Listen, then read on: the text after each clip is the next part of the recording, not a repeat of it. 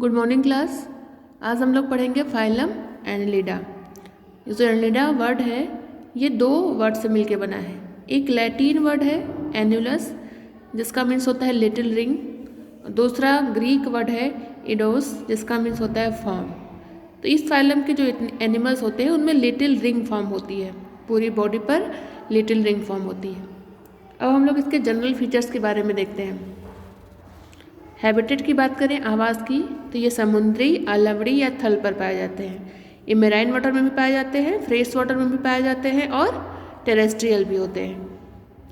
Body organisation की अगर बात करें तो इनमें ऑर्गन सिस्टम, अंग तंत्र प्रकार का शरीर का संगठन पाया जाता है। सममिति सिमेट्री की अगर बात करें तो इस फाइलम में बायलैटरल सिमेट्री पाई जाती है। ये एनिमल्स जो होते हैं वो ट्रिप्लोब्लास्टिक होते हैं, त्रिस्तरीय होते हैं। इनमें 3 जर्म लेयर फॉर्म होती है। इनमें एक इम्पॉर्टेंट फीचर्स पाया जाता है जो है मेटामेरिक सेगमेंटेशन, समखंडी भवन। इनकी जो पूरी बॉडी होती है वो समान खंडों में बटी हुई होती है, छोटे छोटे समान खंडों में बटी हुई होती है जिसे मेटामेरिक सेगमेंटेशन कहते हैं। ये इनका एक इम्पॉर्टेंट फीचर्स होता है। शरीर की सकल संरचना नली की अंदर नली के जैसी होती है। बॉडी प्लान की अगर बात करें तो इनमें tube with in tube body plan पाया जाता है। मीन्स इनकी जो बॉडी है वो खुद एक ट्यूब जैसी होती है और इनके अंदर जो एलिमेंट्री कैनाल है, डाइजेस्टिव सिस्टम, वो भी एक ट्यूब के जैसा होता है। तो इनमें एक ट्यूब तो खुद इनकी बॉडी हो गई और दूसरा ट्यूब क्या हो गया, एलिमेंट्री कैनाल, इसलिए इनको ट्यूब विथ इन ट्यूब भी बॉडी प्लान कहा जाता है।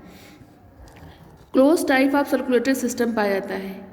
इनमें जो परिवहन तंत्र है वो क्लोज टाइप का होता है। हीमोग्लोबिन रक्त के प्लाज्मा में घुला रहता है। जो हायर वर्टिब्रेट होते हैं उनमें क्या होता है, हीमोग्लोबिन रक्त में घुली हुई होती है, लेकिन इनमें आरबीसी प्रेजेंट नहीं होती। आरबीसी रक्त के आरबीसी में घुली हुई होती है हीमोग्लोबिन, लेकिन इनमें आरबीसी प्रेजेंट नहीं है तो हीमोग्लोबिन क्या है, प्लाज्मा में ही घुला रहता है। उत्सर्जी अंग जो एक्सक्रिएशन होता है वो नेफ्रिडिया के द्वारा होता है। इनमें नर्वस सिस्टम नर्व रिंग व नर्व कॉर्ड से मिलकर बना होता है। नर्वस सिस्टम वेल डेवलप होता है। लोकोमोटरी ऑर्गन्स इसमें सीटी पाए जाते हैं जो चलने में हेल्प करते हैं। गमनांग जो होते हैं वो सीटी होते हैं। रेस्पिरेशन मैक्सिमम एनिमल्स में रेस्पिरेशन शरीर की सामान्य सतह से होता है और कुछ में गिल्स के द्वारा होता है। इस फाइलम के जो एनिमल्स होते हैं कुछ एकलिंगी भी होते हैं और कुछ द्विलिंगी भी होते हैं। यूनिसेक्सुअल भी होते हैं और बाइसेक्सुअल भी होते हैं।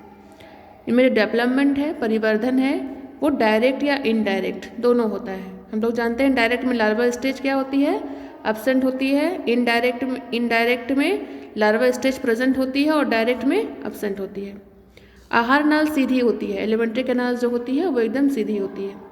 इनमें डाइजेशन जो है वो एक्स्ट्रा सेलुलर होता है, बाह्य कोशिकीय होता है, कोशिका के बाहर डाइजेशन होता है।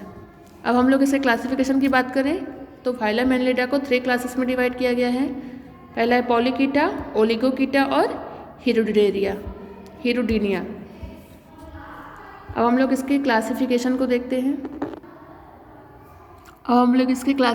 देखते हैं।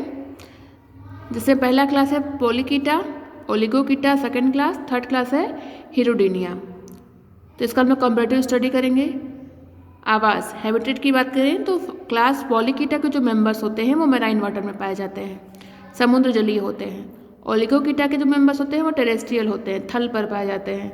हिरुडीनिया के जो मेंबर्स होते हैं वो फ्रेश वाटर में पाए जाते हैं और ये एक्टोपैरासाइट भी होते हैं। ये बाह्य परजीवी के रूप में भी किसी एनिमल्स पर होते हैं। सिर हेड की अगर बात करें तो पॉलीकीटा में हेड अस्पष्ट होता है, ओलिगोकीटा में भी अस्पष्ट होता है, स्पष्ट रूप से नहीं होता है। पॉलीकीटा में अस्पष्ट होता है।